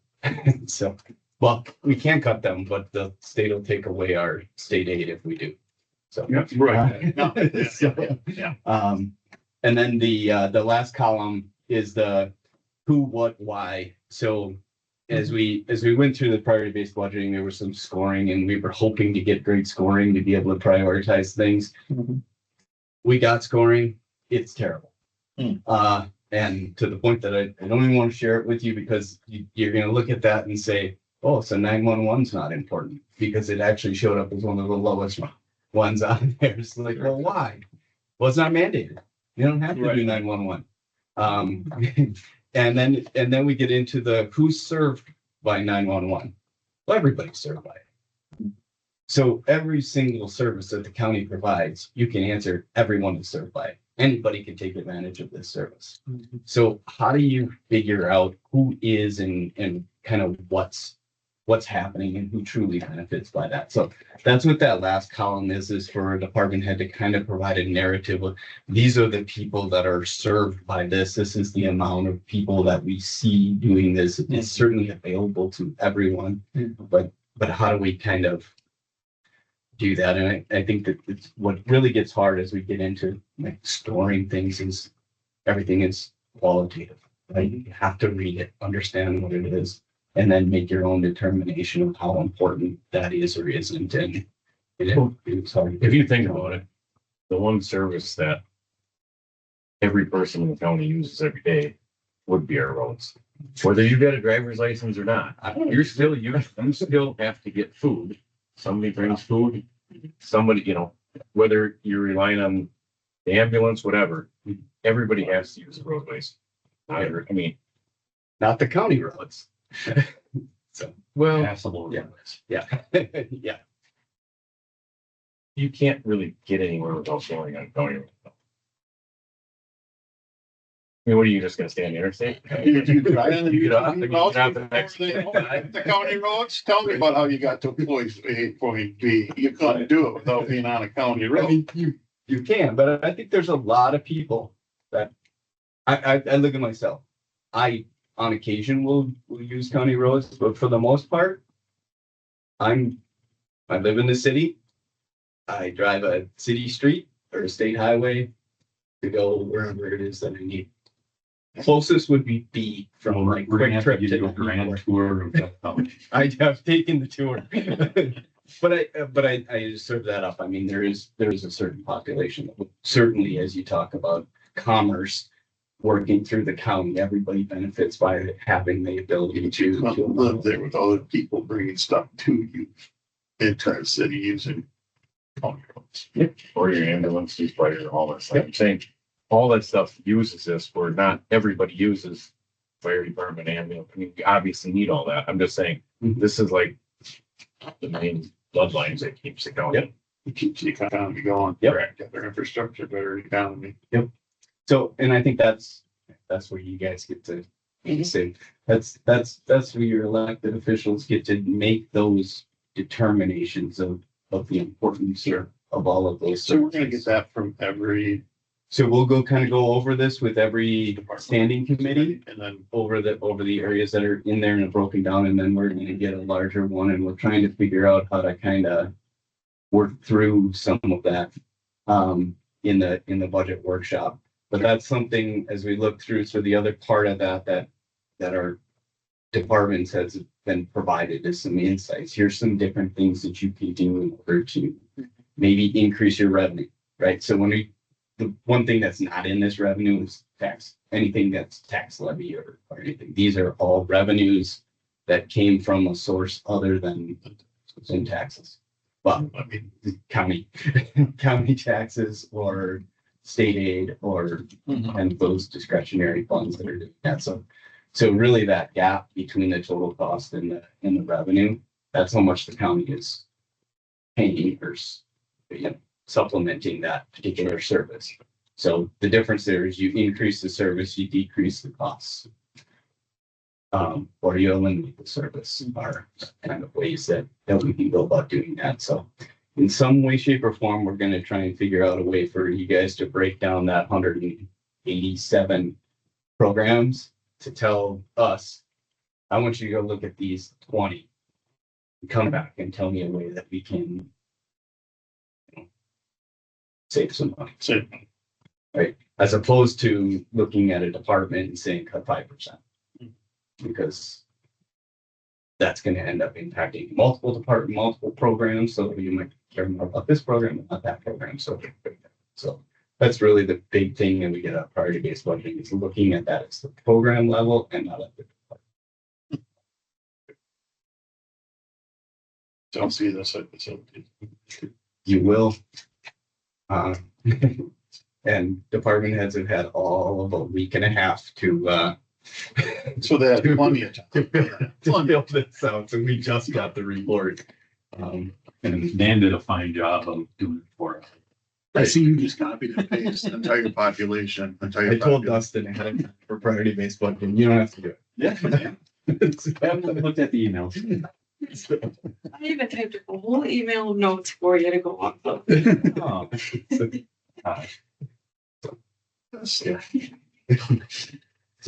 So that's what that is. Okay. Just for your reference. And yeah, we'll be providing those to every committee and we're coming up with how to help everybody Sounds good. kind of make some decisions at the workshop. Or after. Okay.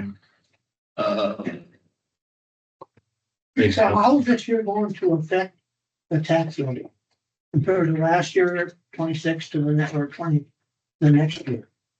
Are we gonna go up or stay the same? So once know again, you we don't can't, know yet. raise the tax levy over Right, the net new A certain construction. percent of it goes for the highway.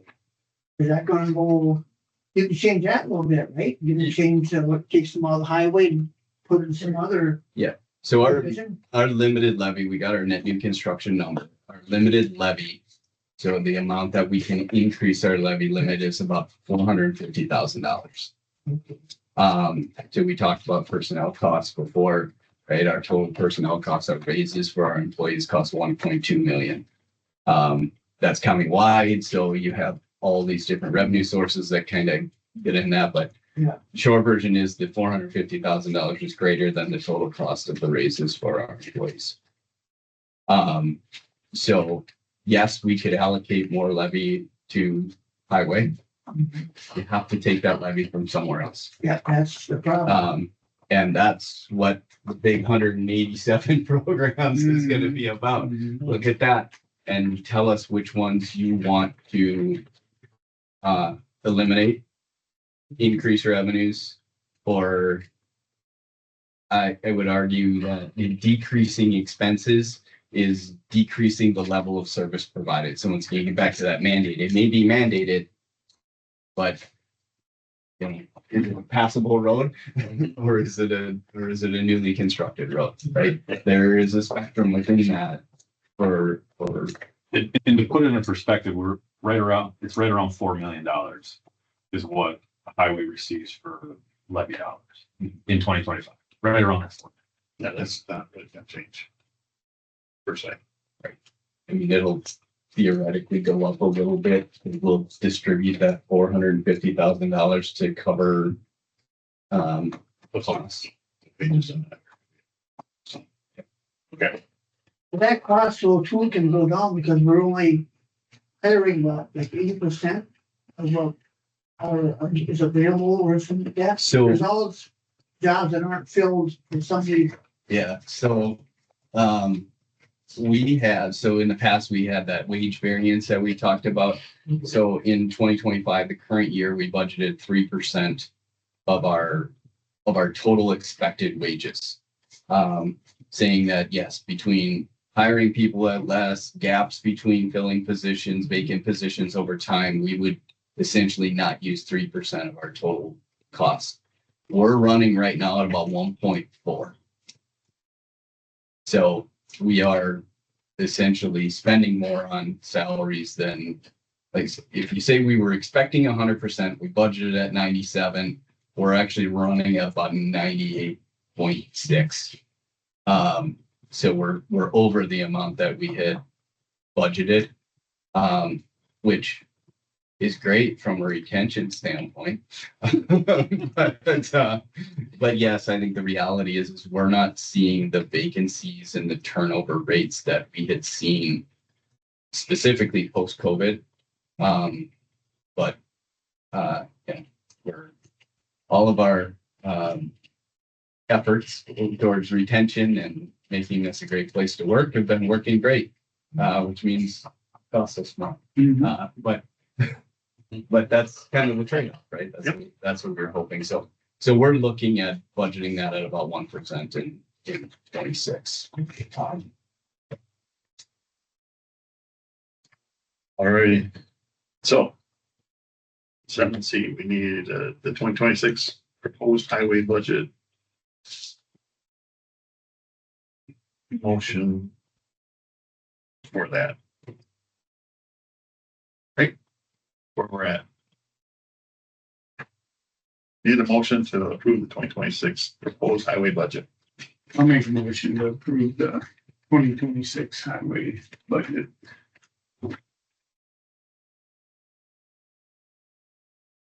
Second.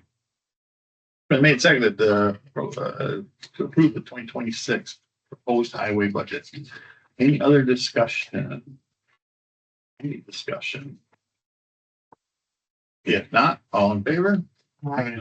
Any opposed? Motion passes. 9. Okay, that's resolutions. Okay, nothing.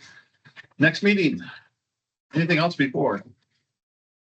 Not, next meeting is September 10th. Same place, same time. Meeting's adjourned.